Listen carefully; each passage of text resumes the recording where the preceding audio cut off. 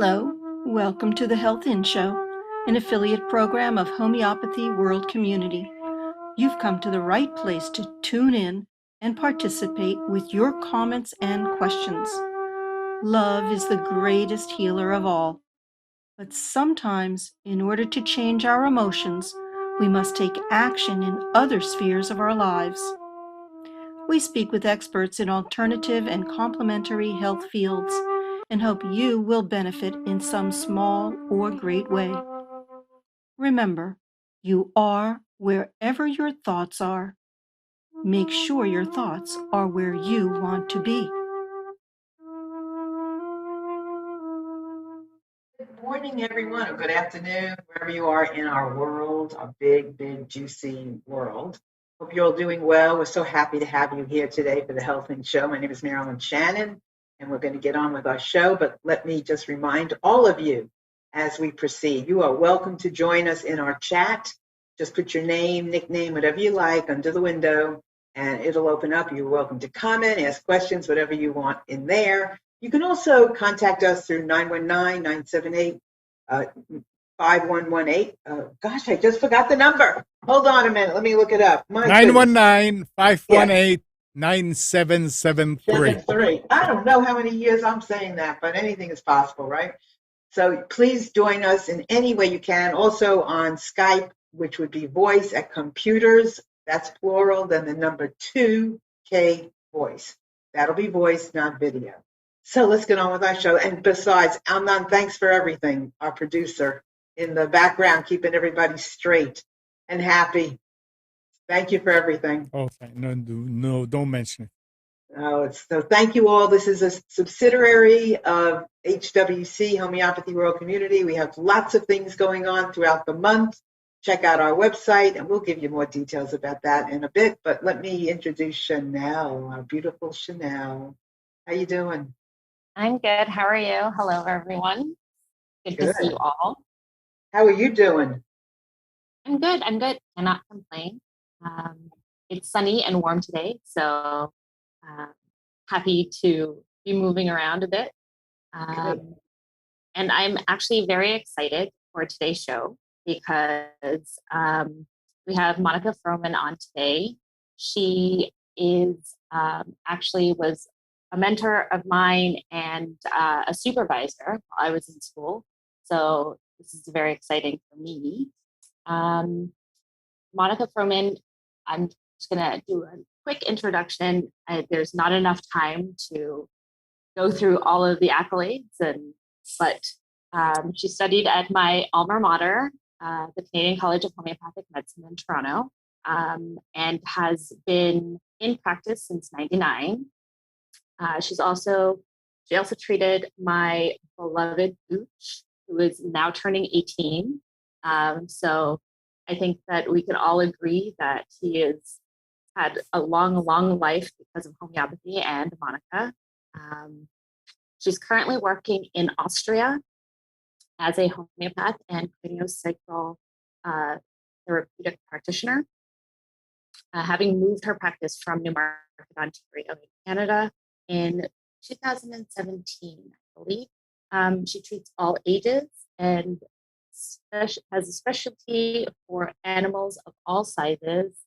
And one of the great things that I always remember about taking any course with Monica was her references to horses, which I think is absolutely amazing. And we'll touch on that a bit today.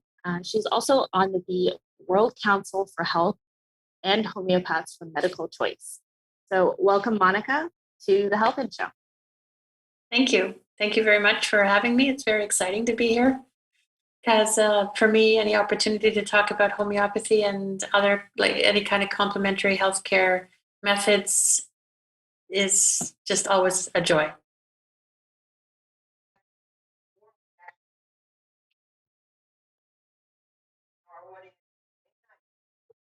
Marilyn, we can't hear you.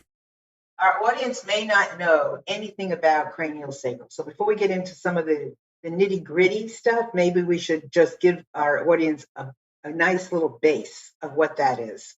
Sure. Okay. So I studied craniosacral therapy primarily so that when I moved to Austria, I would have a therapy to get started with. And one of my mentors always said to me, the one thing you have to do if you're going to be a homeopath is you have to have some kind of a body work that you do along with it. And for many years, I was like, yeah, sure. Little did I know how important it was. And I did actually end up getting a proper education through the Upledger Institute, and the combination of homeopathy and craniosacral therapy, which we'll talk about more later, is absolutely astounding, the things that you can achieve with it. And craniosacral therapy basically relies on a completely separate system of that functions in the body from the blood pressure, the heart rate, or the breath. And it can be detected with the hands by putting your hands on, at the beginning, hands on a head or on feet are the easiest way to feel the sensation of the craniosacral fluid flowing. But later, as you get better at it, you can sort of feel it almost anywhere in the body, depending on where you touch. And the concept is you can think about craniosacral fluid, it flows through it flows in the spine, but it addresses every part of the body. And it gives energy and health and vitality to every organ. There's almost no organ that the fluid, the cerebrospinal fluid doesn't in some way or another address. And so by us as therapists, what we can do is we put our hands on and we can sort of steer that cerebrospinal fluid so that it does what it's supposed to do again. So if you take into it, let's say you take into account that you've recently been sick, or you had a car accident, or you have a lot of stress in your life, the way the fluid, we'll call it CSF to make it short, to know how it's flowing or that it's flowing well, you feel something very smooth that flows back and forth. And if it's not flowing smoothly, and sometimes it's like a zipper that gets stuck, you can feel it like that, or it goes, it stops and starts and stops and starts. That indicates that there's some kind of a blockage somewhere that needs to be opened up. And by opening that blockage, and you can look at it as though it's like a reset for the body. And the CSF flows and stops naturally every day, all the time. Excuse me. But we can make it stop by a very, very light touch, no heavier of a touch than like placing a nickel on the back of your hand. If you feel what it feels like to have the weight of a nickel on your hand, that's all that's required to stop the CSF from flowing. And then we allow it to start up again on its own. And that's when the reset has occurred. And you can do that in various different parts of the body. And as you become more practiced at it, you can feel the places in the body that are struggling. You can feel injuries, even if they're older injuries that haven't resolved properly. You can often feel that an illness is coming, and by doing so, you can support the body's immune system. And Dr. Upledger, the founder of the craniosacral therapy, he called it the inner physician. So the body already knows what's happening there. And as the therapist, you're like the conduit or the communicator with the inner physician. And then you just direct the energy into that part of the body that needs healing. And so most people, I won't say everyone, but most people feel it as it's happening. They feel various different types of sensations in the body, and they can communicate that with me as they're going along. And oftentimes I'll be able to say, you're feeling this in, the spine or in your right knee or whatever. And they'll say, wow, how did you know that? Because I have my hands on their head, right? But you touch the head, the feet, the spine in various areas, the abdomen, and you work your way through, and it addresses both physical and emotional issues. So that's kind of it in a nutshell. It's very deep acting, very long lasting. It's a very lovely adjunct to homeopathy. I never realized how I just thought it was like a really good massage for your head. I never realized all of this. This is incredible. So yeah, go ahead. I was just going to say it's actually nothing like a massage because there's no deep tissue manipulation whatsoever. It's super gentle, and many people fall asleep. Some even snore, and afterwards they feel either totally wiped out for the rest of the day, and I send them home with a lots of instructions like drink lots, have a nice Epsom salt bath, and the next day they feel like a new person. Some people will walk out of here completely revitalized immediately after. It really depends on their level of illness or state of health and vitality. And so how do you, and this may be putting the cart before the horse, and maybe there's more questions, Chanel, and if there is, just, say so. But I'm just curious, the intersection between craniosacral and homeopathy, and where is that, and how is that related? They're not related as such, but so Samuel Hahnemann, the person who was the inventor of homeopathy or the founder of homeopathy, has said that it's necessary to include some sort of energy work as an adjunct to overall health with homeopathy. And what I find is that if people combine the two, they come in and they have their homeopathic appointment, it's a two-way street. It works both directions. Let's say someone comes in just for a homeopathic appointment, and I suggest that because of various reasons, I think they need a craniosacral appointment as well. By doing the craniosacral therapy, it allows the remedy to act more deeply and for a longer period of time as a result, because it clears away the blockages. It makes for a purer receiver, so to speak. But it can work the other way too. And as a homeopath in Austria, actually, primarily I work online in Austria, because in Austria you have to be a medical doctor, a pharmacist, or a midwife in order to practice homeopathy legally. So I start my patients with craniosacral therapy, and then sometimes a little bit next to that, they'll get a remedy. And what will happen is that having the remedy with the craniosacral, it enhances the action of the cranio, and it lets it last longer. So with some people who, without a remedy, they might need another appointment a week later. If you combine it with a homeopathic remedy, they don't need it again for another 3 to 4 weeks. So they in both ways, in both directions, they enhance each other's actions. And both of them alone are also tremendous forms of medicine. Fascinating. Now, Yeah. So, I mean, in that same line of thinking, when we look at young children or trauma, so you had mentioned, being in a car accident or a long-lasting kind of trauma. After childbirth, craniosacral with homeopathy, or would you suggest you start with something like craniosacral and then move on to the remedy? Which sort of direction would you go in terms of that? And I know that it's patient-based, it's always the first answer we give. But in terms of the type of gentle relief you get from both, the fast-acting relief you get from both, in terms of childbirth and or the child being born. So I started here with a great amount of good fortune, I guess you could say, because I had been going around from doctor's office to doctor's office, introducing myself, trying to find someone who would support me as a homeopath so that I could practice homeopathy here, but also obviously get started right away in craniosacral. And one of the doctors very close to where I live, his wife is a midwife, and she sat in on our meeting and she said, "Oh, well, you have to start here right away." And so I rented a space in his office for about 3 weeks. And we all realized that it was going to be far too many patients. He only had a space available 2 afternoons a week, and he needed the room on other days.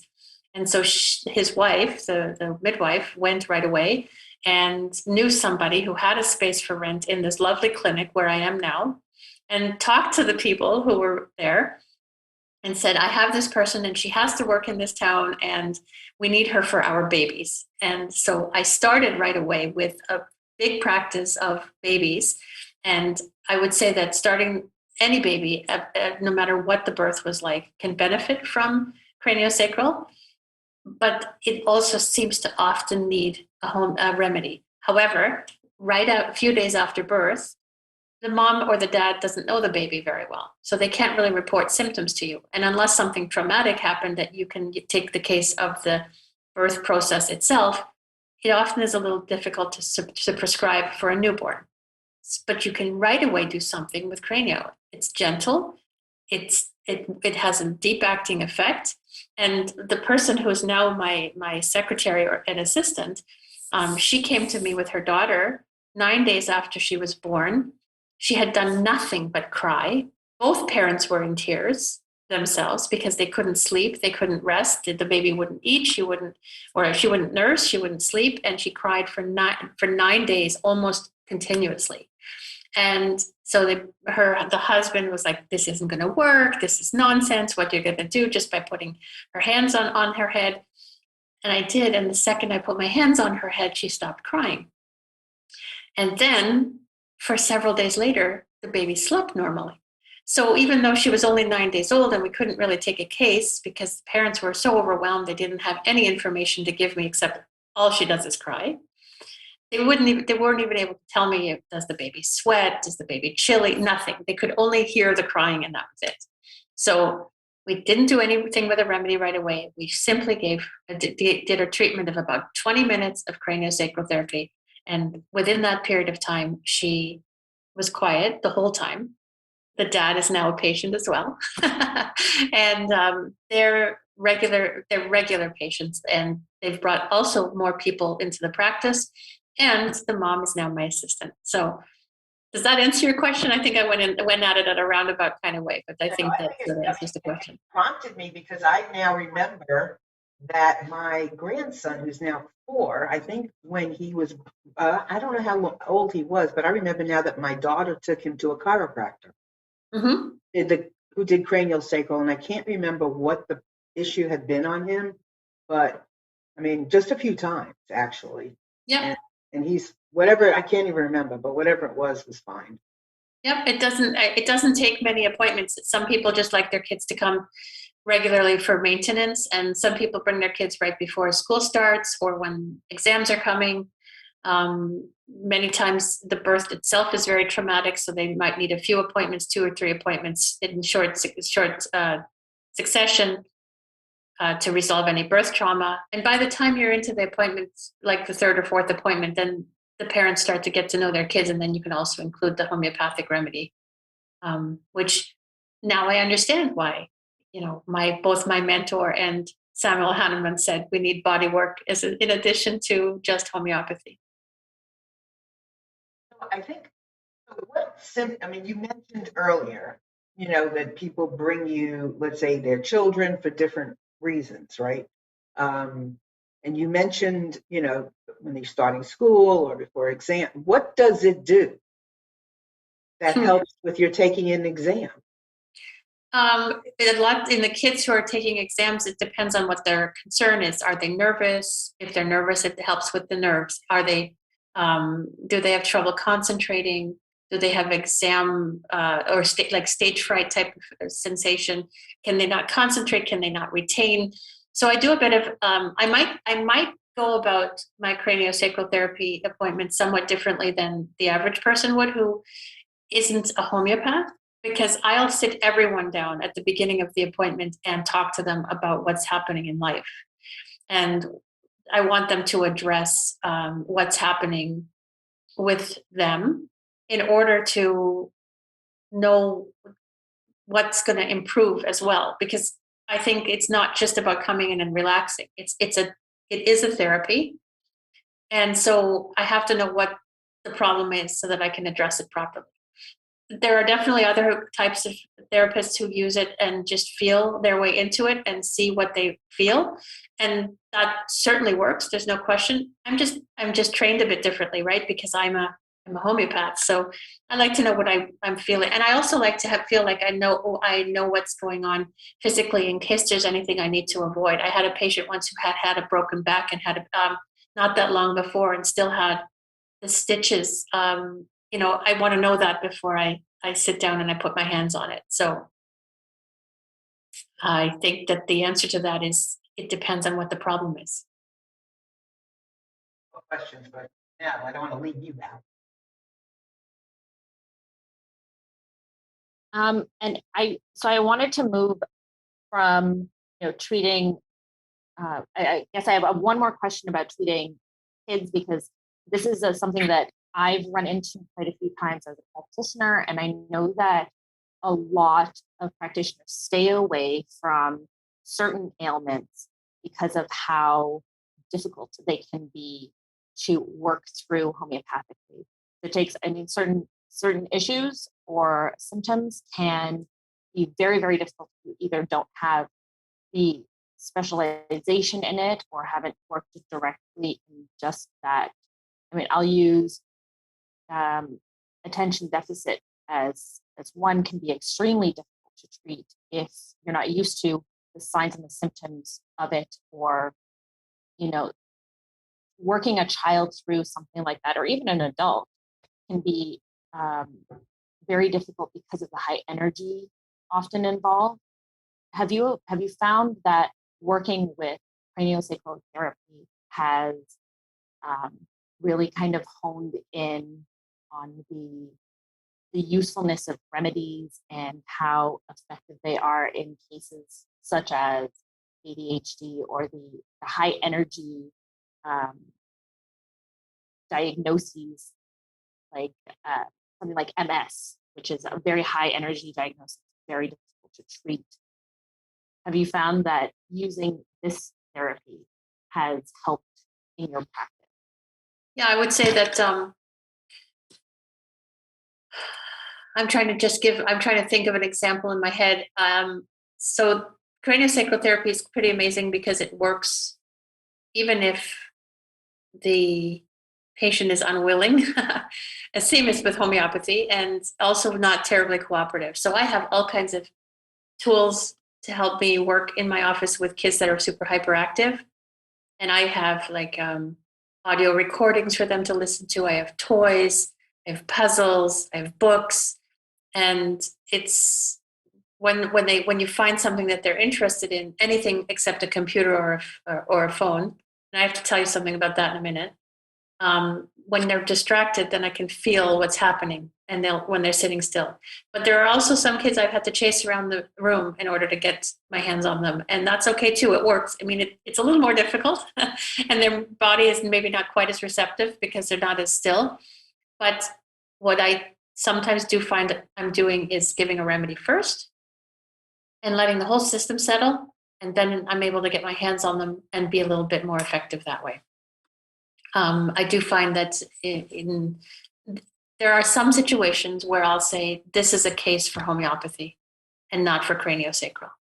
But I've never done the reverse where I've said this is a case for only craniosacral, because there's always room for homeopathy.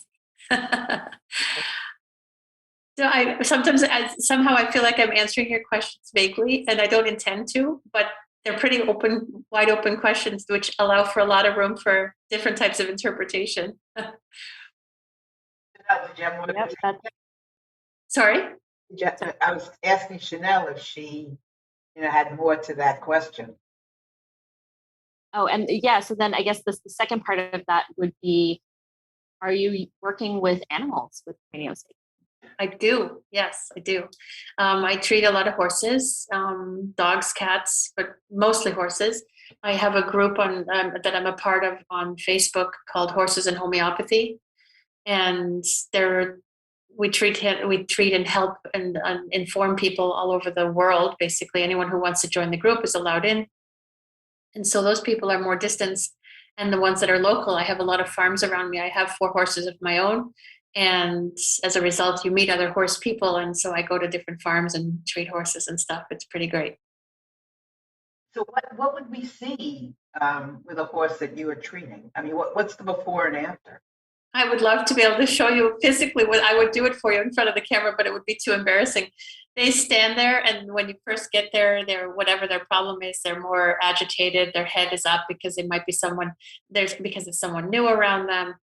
And then once you start to put your hands on them, the head goes further down and further down. And then all of a sudden the ears sort of go out to the sides, and the lower lip sags.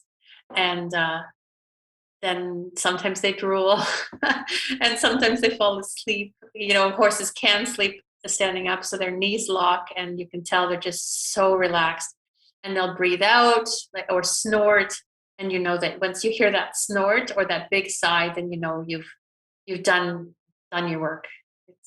It's pretty obvious. Horses are really, really excellent mirrors as well. I never mentioned this. I guess I could have mentioned it, but I do that. I also do therapy, horse assisted therapy. So it's people who need therapy but don't want to go see a psychologist. They come to me, and we have a session where my horses basically are their coach, and there's no riding or anything involved. But horses are so amazing because they have almost as many expressions of facial expressions as a human does. And so they're perfect for mirroring people's attitudes, fear, anger, hostility, whatever. And they're also amazing at being like a metaphor for whatever the problem is. So you name the horse, I don't know, George or whatever, because George is the person that this person has a problem with, and they are able to talk to George, but George is the horse. And so after a session of this kind of therapy, my horses are also allowed to relax and become themselves again. And then they also get a session or a 10-minute treatment of craniosacral to balance them back out again and let them stop being George and go back to being the horses that they are. There's a question on the chat that I want to ask you, but I think one of the first things I am so kind of curious about is, what's your purpose? Wow, that's a loaded question. At the moment, given the situation in the world, I think my purpose is to make homeopathy a household word. It should become a go-to for anybody and everybody, and not just for the few people who understand what it is or have used it before. And which is why I'm agreeing to do all types of podcasts and interviews and stuff like that, because I really think that, and which is the reason also why I'm part of the world. I'm on the medical council for the World Council for Health as the homeopath, and certainly not to gain notoriety or anything else, but simply to make homeopathy a household word. And in your opinion, why? Because this is going to sound very biased, but it's absolutely true. It's the most deep acting, long lasting form of medicine available. And I probably will ruffle a lot of feathers by saying it's more effective than almost any other kind of complementary medicine, because it's based on a system of medicine. It's based on a system that is repeatable and can be learned as opposed to just felt. And I think that, craniosacral therapy is also the kind of medicine that can be taught and learned, but there are going to be some people who are better at it than others, because some people have just more feeling, more energy. They can perceive energy differently and better than others. But homeopathy, if you can understand the system, anyone can do it. And because also the reason why I want to make it a household word is because we do no harm with homeopathy. We can treat anyone for anything. We can treat anything from, the common cold to, you brought up multiple sclerosis, cancer and beyond. I'm having recently a lot of cancer patients and having huge success treating cancer. There's almost nothing that you can't treat with homeopathy. Over the years, if people have said to me, what does homeopathy treat? I say the shorter list is what it can't treat. So the reason why is because of its efficacy. It's a deep acting, long lasting, no dependency, no side effects. It's amazing.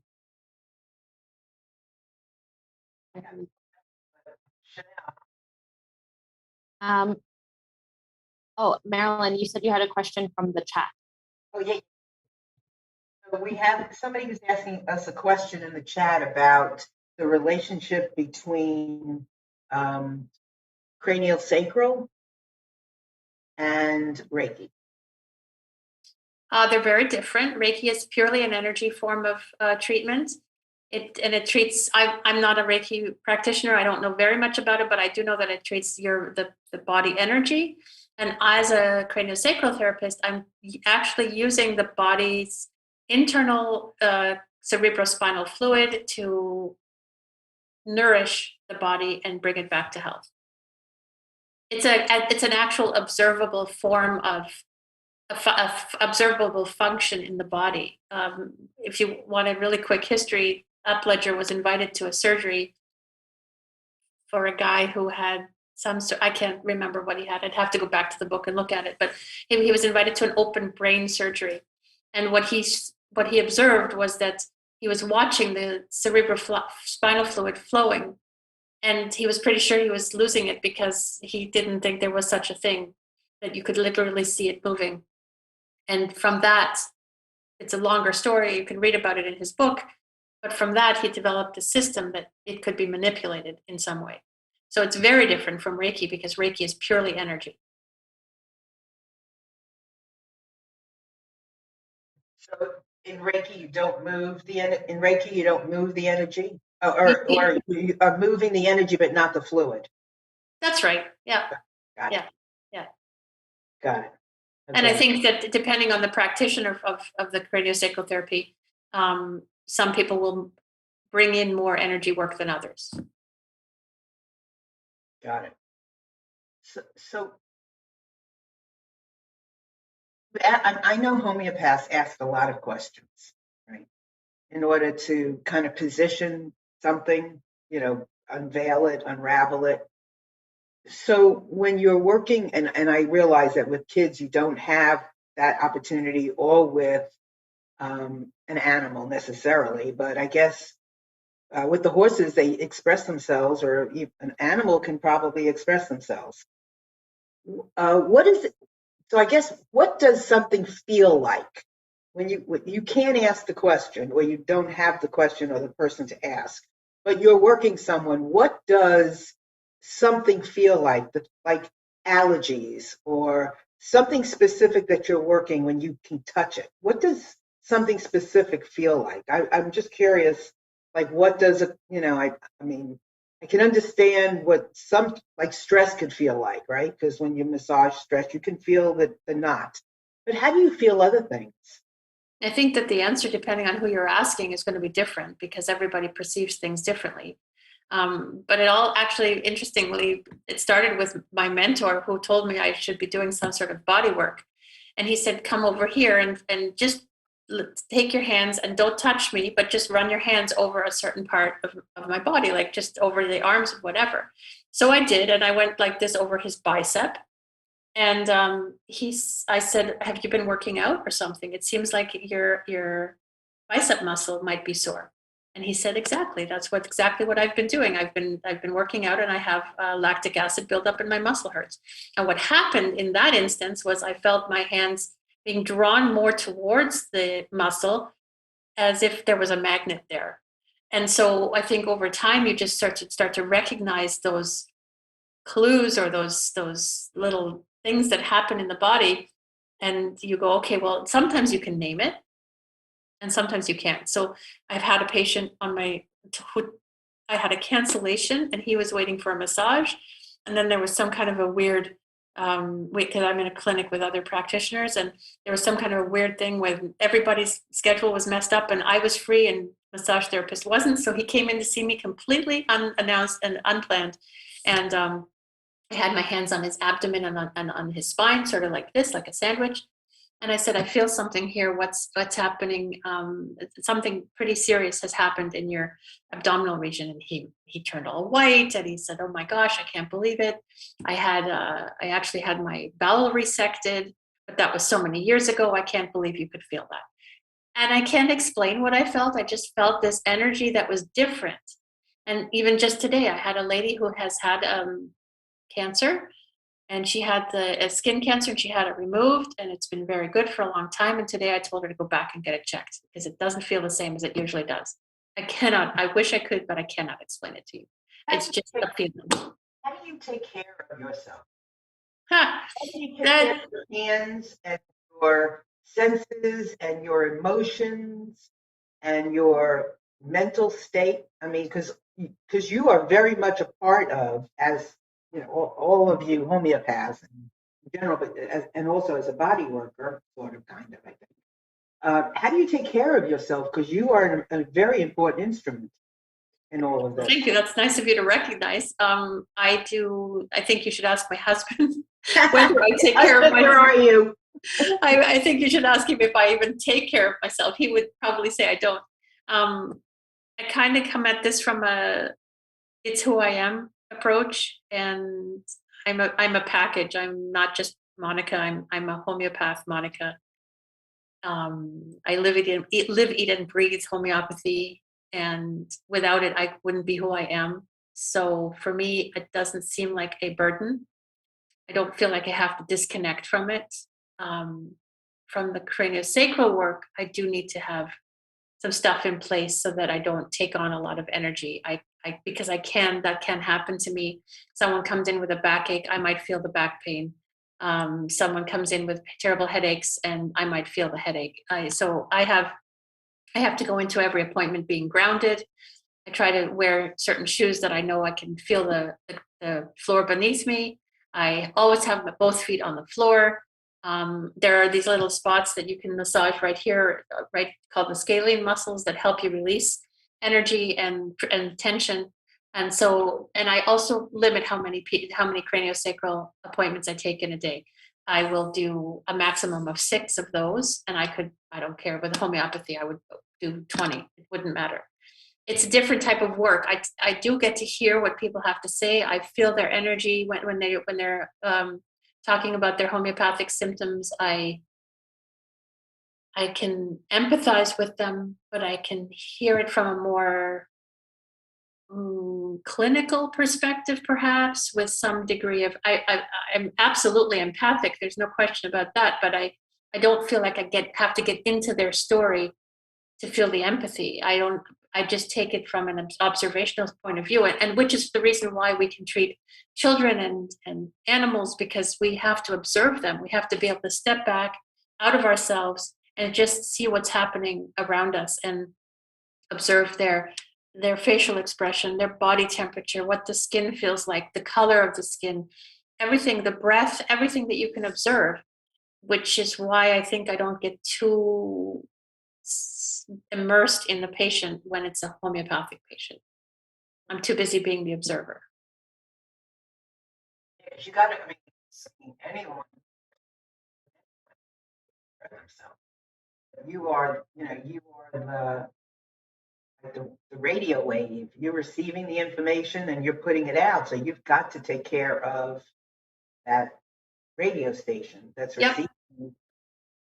For sure. I mean, I work 4 days a week, most of the weeks, and I take vacations, and that's a very good thing about Austria too. People are given automatically 5 weeks of vacation per year, very much unlike it is in Canada or the US, where you get your 2 weeks and that's that. So that helps as well. But like I said, I get home after a hard day at work, and then I get out my homeopathy book. I always used to say to Chanel will probably remember having said this. I'm a homeopathy geek. There's no 2 ways about it. So I go home, and last night my husband's like, "What are you doing?" And I said, "Oh, I'm just studying a remedy." And he just rolls his eyes, He's a car guy. He does the same stuff with cars, right? So that's fascinating. So I have one question, and then I kind of want to switch gears.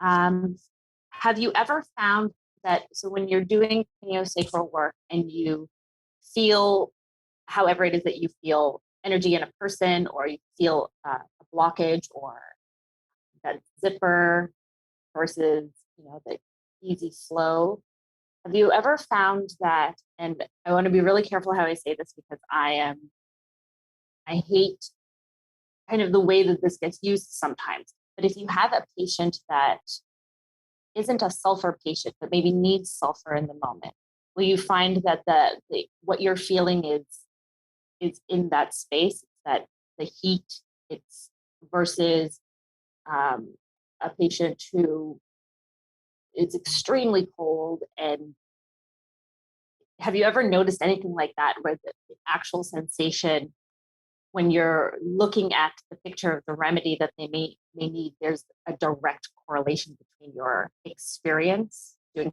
craniosacral work and Absolutely. Absolutely.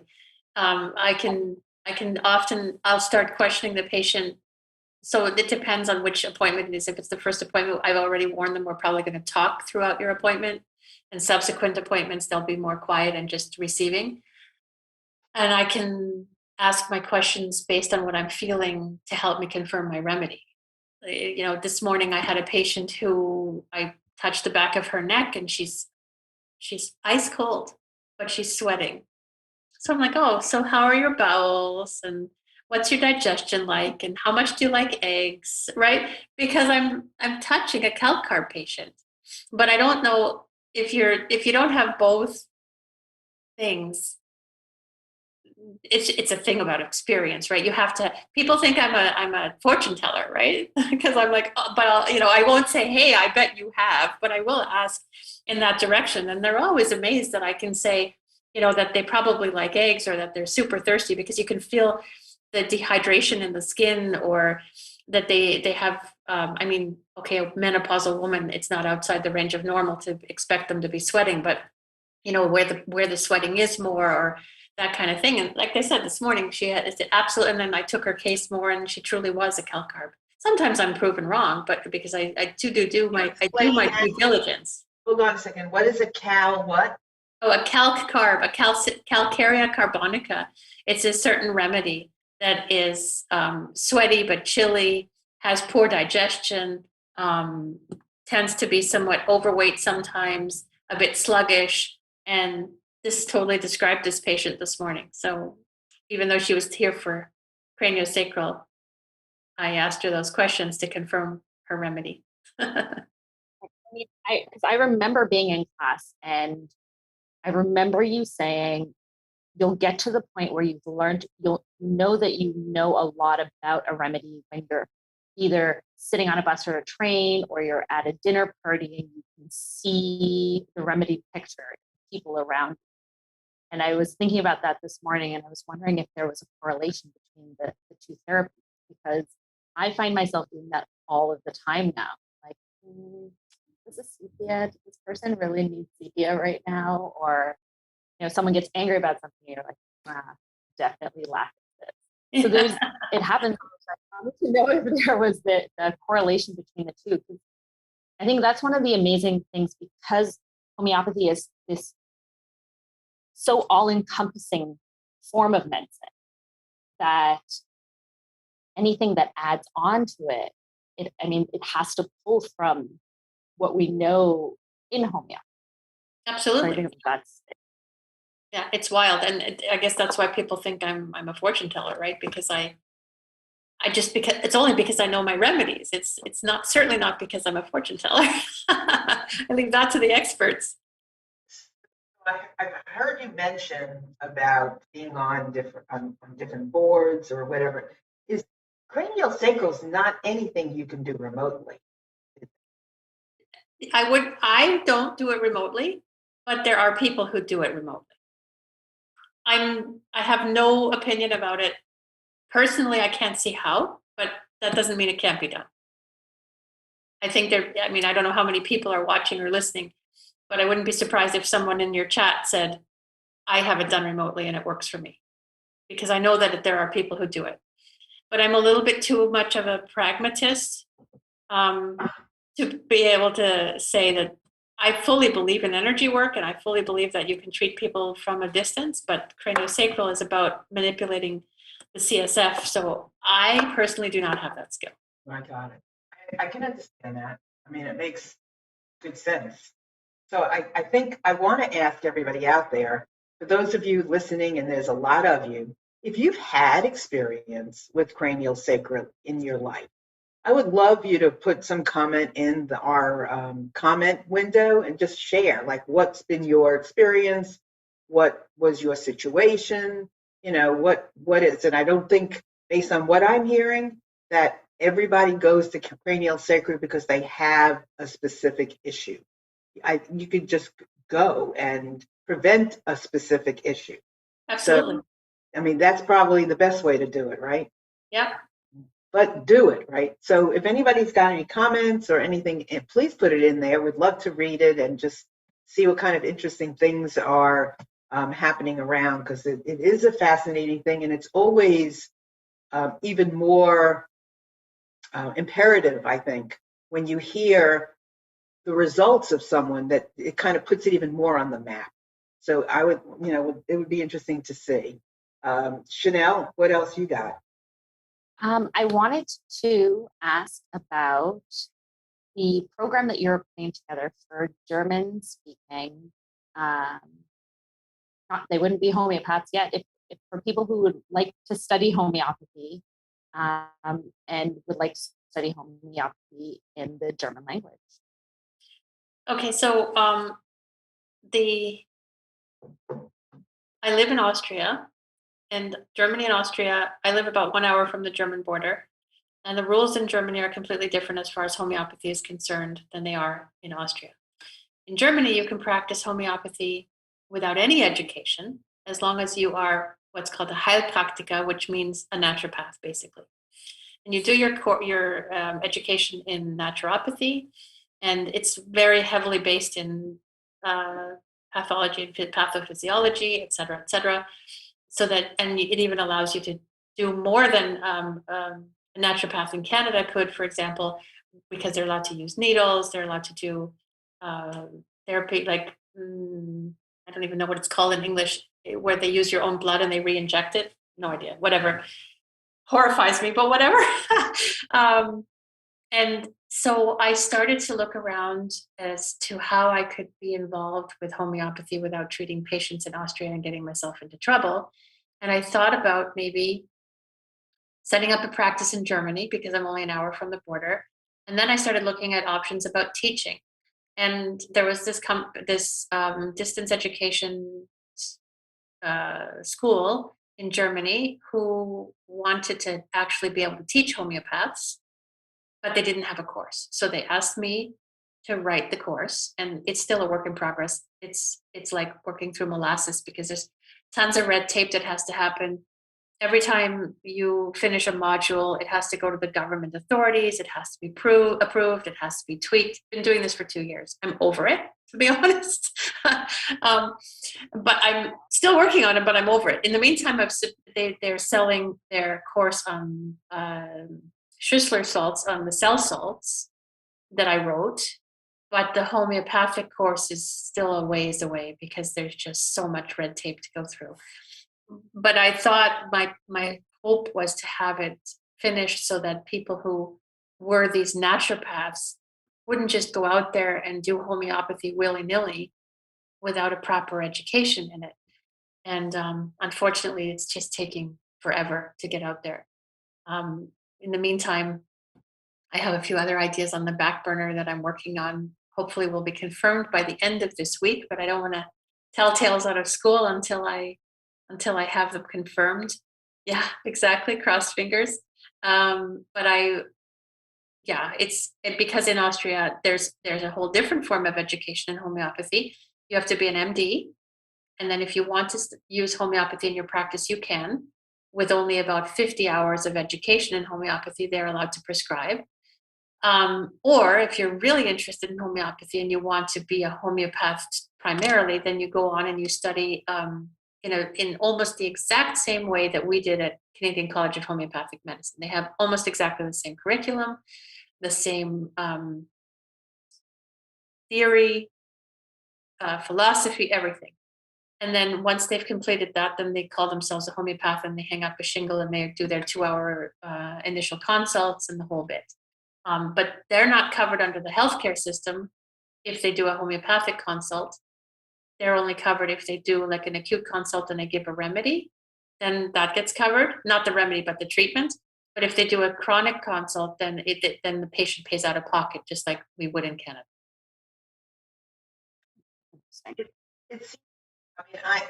I'm not a homeopath, but I obviously have the highest regard for everyone who practices. And it's just a fascinating brilliant system. It's so interesting as an observer and a learner and a community member that Germany would allow it and Austria wouldn't. And how in the heck that we can't get some kind of global, obviously I think that's maybe ridiculous, but a global, kind of governing board or something that I can't even imagine. Germany says it's okay. Austria says it's not. It's so interesting. You have it from state to state too within the states, Yeah. but it's so interesting that it's so relatively harmless. It's harmless. It is completely harmless. It's harmless. It goes the other. If anything, it helps. It can't hurt you at all unless you drink too much water. It can't hurt you. No, it can't. It cannot harm you. And there are so many reasons, I think, why it's not being allowed here. There's a certain amount of, I dare to say, because I'm speaking in English, greed in the medical community. Austria is mind-boggling. So you're as a doctor, as a pharmacist, or as a midwife, you're allowed to practice homeopathy. A doctor can use fully, and a pharmacist can go to an acute book and look up symptoms and then give a remedy. And then there's the midwife who's only allowed to work in the realm of childbirth and delivery, or pregnancy and childbirth. But say I'm Monica, the layperson, and I have a cold, I can go to any pharmacy and they can give me a remedy, and I can buy it anywhere I want. But Monica, the homeopath, is not allowed to give it to you. And because it is a purely energy medicine, anything over a 30C potency is a purely energy medicine. It is completely harmless. And I'm considered in Austria, my title is an energy worker. That's the title I operate under. And if you read, it's a 30-page or 40-page document of all the things you're allowed to do. And it takes homeopathy. It's word for word, removes homeopathy out of the allowed types of therapies, despite the fact that it's an energy medicine. So don't ask me what the reason is. I'm also employed by the Austrian, what's their word? What are they called? It's the governing body of homeopaths in Austria, and I teach for them. But I'm only allowed to teach philosophy and history because I can't teach anything that might harm someone.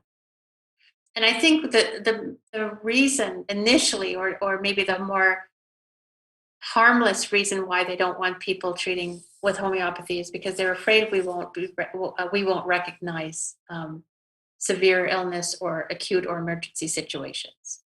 And so I said to the president of this association, so why don't we teach them in case they run into a situation where a patient is having a heart attack in front of them, et cetera, et cetera. And he said, we've tried, but over the years, they've had every brick thrown under them possible. It's just not being allowed. And as the years go by, they have less and less students every year. And they were working, I'm not sure if it was in conjunction with COVID or if it was already happening anyways, but the whole school, which was an in-person attendance school, has now been switched over to online because they just aren't getting enough doctors to educate themselves in homeopathy. It feels a little bit like it's a dying art here. Wow. And I heard that the Queen, she used very much. Yeah. Peter Fisher was her homeopath. He was the doctor, I don't know what they call it, a special name, but the physician to the Queen. But he was a homeopath, and their whole family was treated almost exclusively homeopathically in certain circumstances. That's fascinating. All right, Chanel. I have one quick question because we're nearing the top of the hour. Mm-hmm. As a supervisor and having been a supervisor for quite a few years, what would be the best advice that you would give to a new homeopath or a starting homeopath, student homeopath? What was the best advice that was given to you? To me, know your materia medica. Everything gets easier as once you know your materia medica well, and know how to take a really Explain good. that to people who may not know what that is. The materia medica are the books that list all of the symptoms that occur in any given remedy. And if it's a small remedy, there might be a 1 page written about it. And if it's a big remedy, there might be 200 pages written about it. But there are still things that are called keynotes or leading symptoms. And those are the things that you need to know and study so that you understand what the remedy does, what the most striking symptom about a remedy is that stands out in the person when you meet them. Well, you are a great guest, Monica. Thank you. All of our questions. And we thank you for being here. Chanel, you want to? Yeah, definitely. Thank you so much, Monica, for joining us today. And we'd love to have you back, whether it's for an event or a health and show, maybe sometime next year, but you are always welcome to join us. Be my pleasure. We would love to have you. I can say from experience that you have so much knowledge and you helped me so much when I was a student. So Thank you. That's nice to hear. So Thanks for definitely. explaining all my questions. Well, answering my questions because I got a lot. So what we got going on here with HWC? So we have a couple of things going on coming up this month and next month. So we've got Roger Savage will be joining us on Wednesday, the 21st at 10 a.m. Eastern Standard Time. He will be kicking off our new Contemporary Masters series. He will also be followed up in October on the 22nd at 10 a.m. by Frederick Frohmann. So please join us for those. We also have the recording of the book club from this month should be up. And we had Jerry Cantor on talking about Sane Asylum, his book. So please check that out.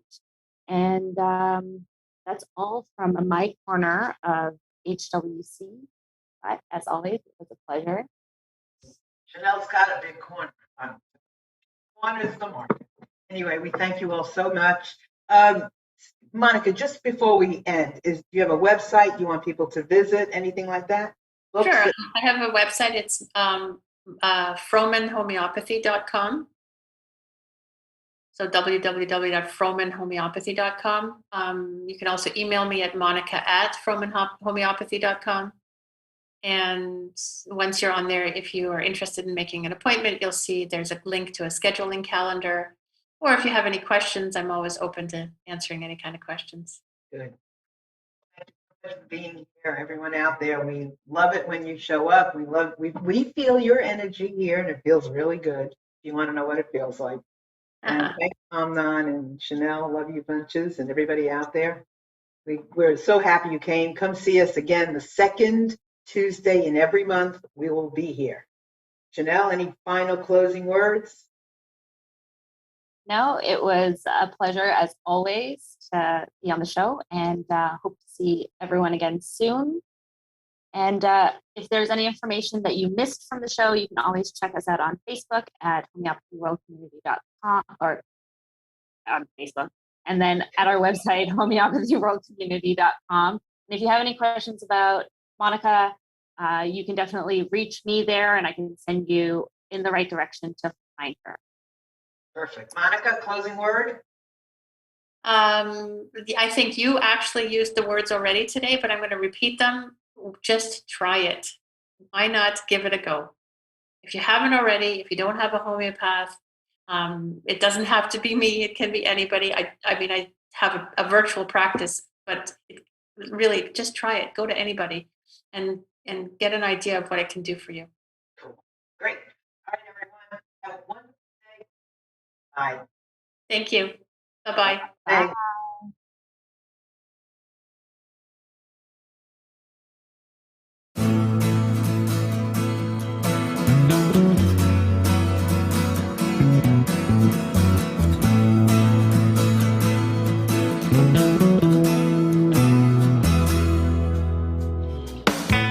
tuned to the Nissan Communications Network.